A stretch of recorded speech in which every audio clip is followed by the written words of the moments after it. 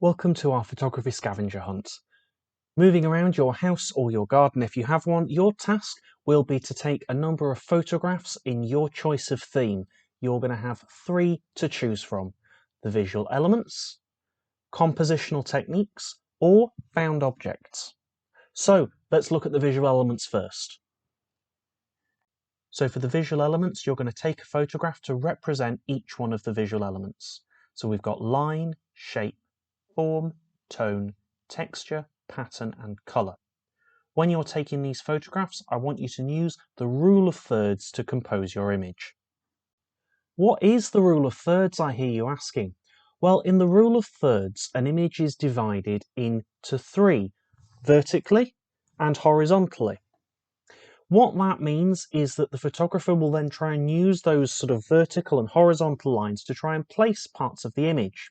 So for example, if they've got the horizon line, they might place it on one of the horizontal lines, or the vertical lines, they might place the edge of a wall down one side. Where those lines cross over, a photographer will also try and place really important parts of the photograph on those crossover points. So for example, if we take this photo that we've got here of a rather boring looking alleyway, if we zoom that photograph in, so our original doesn't use the rule of thirds, but if we zoom that photograph in so that we can place important parts of the picture like the bins and the end of the alleyway on those crossover points roughly, it makes the image much more pleasing to look at. Right, so we've had the visual elements, so your next option number 2, is found objects. So I've got a list here of very different, very open-ended objects that you can look at. So something shiny, or something that grows, or something with texture, or something involving water. And your task will be to take a photograph for each one of these objects. Again, like the visual elements, I want you to be practicing using the rule of thirds when you're composing your image. So these first 2 are about practicing that compositional technique of the rule of thirds.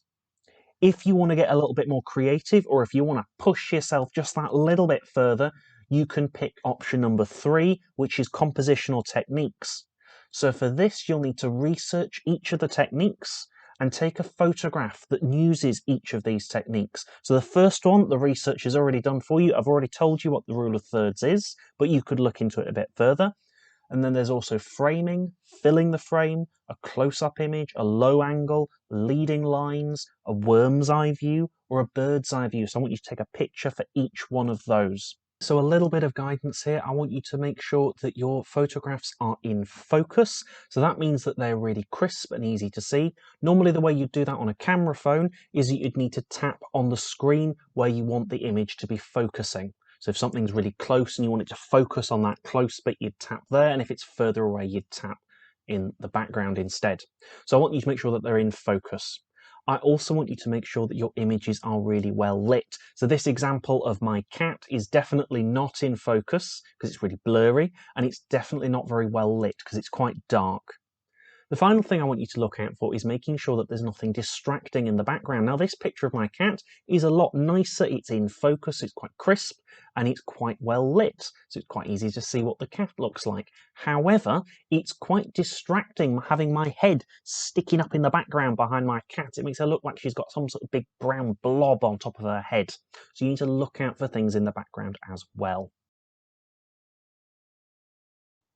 When you've taken all of your photographs, you'll probably end up taking 20 or even 50 photographs to try and get the ones you want. So when you've taken all of your photographs, I want you to select your best photograph for each category on your list, and I want you to then to put them into a collage like the one on the screen at the moment.